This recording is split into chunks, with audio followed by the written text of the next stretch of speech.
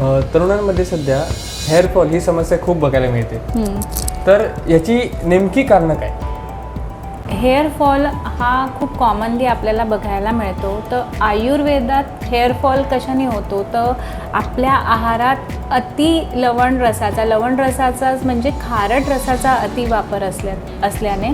तर मग खारट रस कुठला, तर मग चिप्स खाणं किंवा जे कुरकुरे आहेत ते खाणं, त्याच्यानंतर जे जंक फूडच्या नावाखाली आपण जे खातो, जसं पिझ्झा आहे, बर्गर आहे, तत्सम पदार्थ खाणं, त्याच्यानंतर जे कोल्ड्रिंक आपण पितो त्याचा अतिवापरामुळे पण हेअरफॉल तुम्हाला होऊ शकतो, केस गळती तुम्हाला होऊ शकते.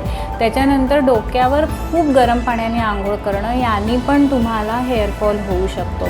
आणि तिसरा आणि मेन कॉमन कॉज जे आहे ते स्ट्रेस आणि ओव्हर थिंकिंग. आजकाल सगळ्यांनाच खूप जास्त स्ट्रेस आणि ओव्हर थिंकिंग करायची सवय लागली आहे आणि त्याच्यामुळेही अस्थिमज्जा धातू विकृत होऊन रसभास स्रोतसाची दृष्टी होऊन हेअरफॉल होऊ शकतो.